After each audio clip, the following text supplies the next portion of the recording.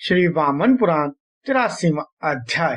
प्रहलाद की अनुक्रमागत तीर्थ यात्रा में अनेक तीर्थों का महत्व। पुलस जी बोले, प्रहलाद ने उस उत्तम तीर्थ में स्नान कर त्रिनयन महादेव का दर्शन किया और सोमनाथ की पूजा कर वे नैमिषारण्य चले गए।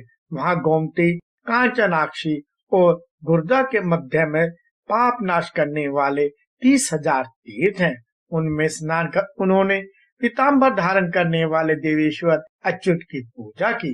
नैमिषारण्य में रहने वाले ऋषियों की पूजा करने के पश्चात देवादिदेव महेश का विधि पूर्वक पूजन कर वे महासुर गोपति का दर्शन करने के लिए गया तीर्थ में चले गए। वहाँ ब्रह्मध्वज में स्नान और उसकी प्रदक्षिणा कर उन्होंने पितरों के निमित्त पवित्र पिंड दान किया। फिर उत्पान में स्नान कर जितेंद्र प्रहलाद ने पितरों, गदा पानी विष्णु एवं गोपति शंकर की पूजा की। इंद्र तीर्थ में भी स्नान कर उन्होंने पितरों एवं देवों का तर्पण किया तथा महानदी के जल में स्नान कर वे सरयू के समीप पहुँचे। उसमें स्नान कर उन्होंने गोप्रतार में कुशेश्वर की पूजा की एवं वहाँ एक रात्रि निवास कर वे विरजा नगरी में गए। विरजा तीर्थ में स्नान करने के बाद पितरों को पिंडदान कर वे श्रीमान पुरुषोत्तम अजित का दर्शन करने चले गए।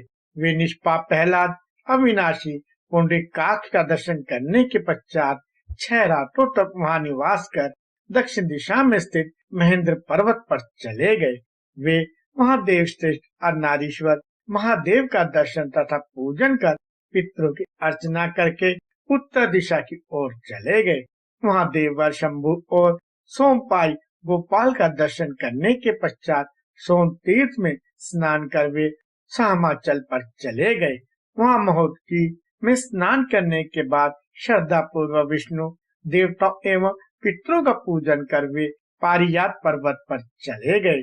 वहां लांगलिनी में स्नान करने के बाद उन्होंने अपराजित का पूजन किया और कशेरु देश में जाकर विश्व रूप का दर्शन किया। वहां योगविद देववर शंभु ने गणों से पूजित अपना विश्व रूप प्रकट किया था। वहां मंकुनिका के जल में स्नान करने के बाद महेश्वर का पूजन कर प्रहलाद सुगंधि युक्त मलय पर्वत पर गए। उसके बाद महाद में स्नान करने के पश्चात शंकर की पूजा कर योगात्म प्रहलाद सदाशिव का दर्शन करने के लिए विंध्या पर्वत पर गए। उसके बाद विपाशा के जल में उन्होंने स्नान किया और सदाशिव का पूजन किया।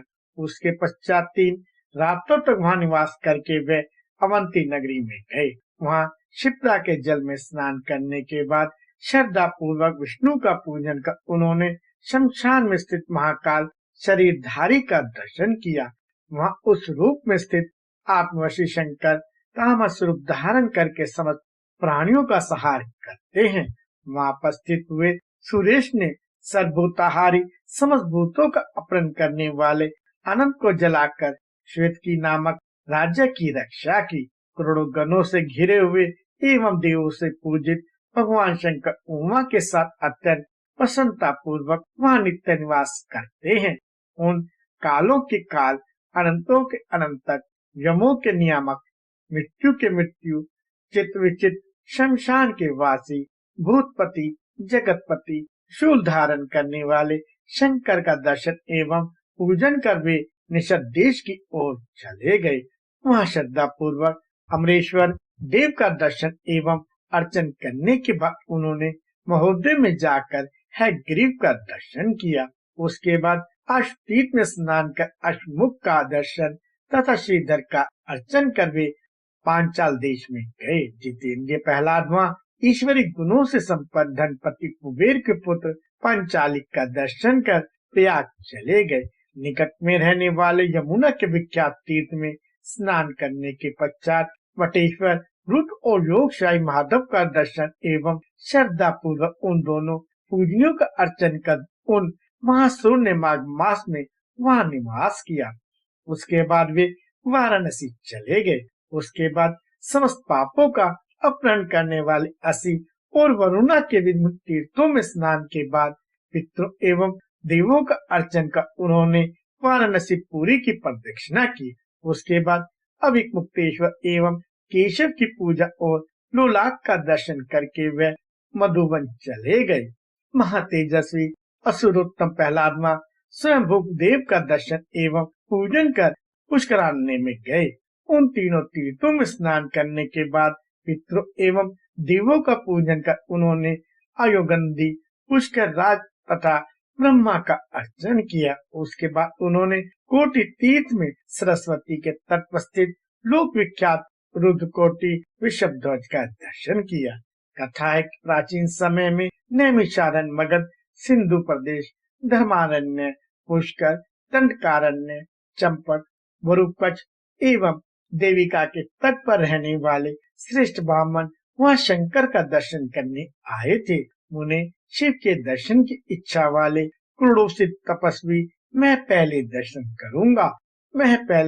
करूंगा इस प्रकार का विवाद करने लगे।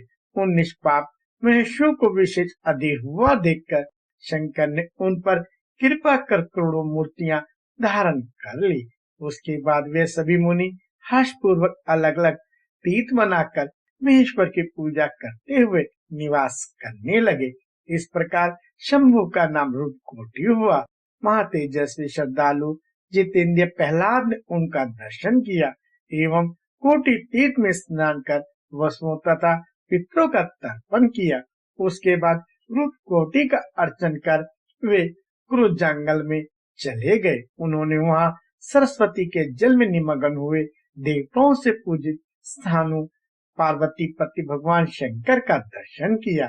सरस्वती के जल में स्नान कर उन्होंने श्रद्धा पूर्वक स्थानों की पूजा की तथा दशाश्वमेध में स्नान कर देवों एवं पितरों का अर्चन किया। कन्याहृद में स्नान करने के बाद पवित्र होकर उन्होंने सहस्त्रलिंग का अर्चन किया। इसके बाद शुक्र तीर्थ में गुरु शुक्राचार्य को प्रणाम कर वे सोम तीर्थ चले गए। वहां स्नान करने के बाद श्रद्धा पूर्वक पितरों एवं सोम का अर्चन करके उन महायशस्वी ने श्री का निवास में जाकर स्नान किया। वहां के वृक्ष की प्रदक्षिणा कर तथा वरुण की पूजा करने के पश्चात बुद्धिमान प्रहलाद फिर गुरुध्वज का दर्शन कर पद्मा नाम की नगरी में चले गए। वहां लोग पूज्य तेजस्वी मित्रा वरुण का पूजन करने के बाद कुमार धारा में जाकर जितेंद्र प्रहलाद ने स्वामी कार्तिकेय का दर्शन किया। कपिल धारा में स्नान करके पितृ तर्पण, देव पूजन एवं स्कंद का दर्शन तथा अर्चन करके वे नर्मदा के निकट गए। उसमें स्नान करके लक्ष्मीपति वासुदेव की अर्चना कर वे चक्र धारण करने वाले भूदेव पहाड़देव का दर्शन करने गए। वे कोकामुख तीर्थ में स्नान और धनुधर की पूजा करके अगु देश में त्रिशोवन महादेव के पास गए। वहां उन्होंने नारहित में स्नान और शंकर की अर्चना करने के बाद कालिंजर में जाकर नीलकंठ का दर्शन किया। नील तीर्थ के जल में स्नान करने के बाद शिव का पूजन कर वे समुद्र के तट पर प्रभास तीर्थ में भगवान का दर्शन करने गए। वहां उन्होंने सरस्वती नदी और सागर के संगम में स्नान कर लोकपति कपर्दी सोमेश्वर का दर्शन किया। कपर्दी शंकर एवं विष्णु ने दक्ष के शाप से दग्ध हुए एवं क्षय रोग से ग्रसित तारादीप चंद्रमा को पूर्ण किया था। उन दोनों श्रेष्ठ देवों का पूजन कर वे महालय गए। वहां रुद्र का पूजन कर वे उत्तर कुरु गए। वहां पद्मनाभ का अर्चन कर वे सब गोदावर तीर्थ में गए। वहां स्नान करने के बाद उन्होंने तीनों लोकों से वंदित भीम विश्वेश्वर का पूजन किया।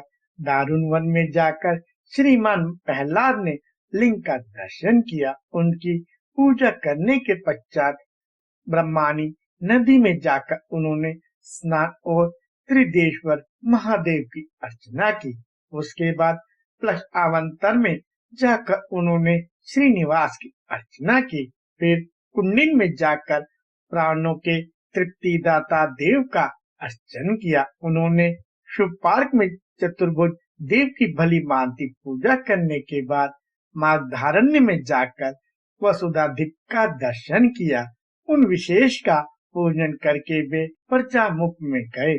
उसके बाद उन्होंने महातीर्थ में स्नान कर वासुदेव को प्रणाम किया। उन्होंने सोन तट पर जाकर स्वर्ण कवच धारण करने वाले ईश्वर का पूजन किया। उसके बाद श्रद्धालु प्रहलाद ने महाकोशी में हंस नामक महादेव का अर्चन किया एवं श्रेष्ठ सैन्य निवारण में जाकर शंख तथा शूल धारण करने वाले सुनेत्र नामक पूज्य ईश्वर का पूजन किया। उसके बाद वे महाउदाव त्रिविष्टप चले गए। वहां जटाधर नाम से प्रसिद्ध महेशान देव का दर्शन और विष्णु की पूजा कर वे कंकल तीर्थ में गए। दानव प्रहलाद वहां भद्रकालिश और वीरभद्र तथा धनादिप में गांग की पूजा कर गिरिवत चले गए। वहां लोकनाथ महेश्वर पशुपति देव का विधिवत अर्चना कर वे कामरूप चले गए। वहां चंद्र की कांति से युक्त देव श्री त्रिनेत्र शंकर की मिडानी पार्वती के साथ विधिवत अर्चना कर प्रहलाद से माख्या तीर्थ में गए और वहां पर भी उन्होंने महादेव की अर्चना की। उसके बाद वे अत्रिपुत्र चक्रपाणी विष्णु का दर्शन करने के लिए चित्रकूट पर्वत पर चले गए और श्रद्धा पूर्वक उनकी पूजा कर उन्होंने परम पवित्र जपने योग्य गजेंद्र मोक्ष स्तव का पाठ किया। मूल फल एवं जल का भक्षण करते हुए दत्तेश्वर पुत्र प्रहलाद ने वहां 3 मास तक श्रद्धा पूर्वक निवास किया। उसके बाद श्रेष्ठ ब्राह्मणों को सुवन दान कर वे गोवर्धन वन चले गए।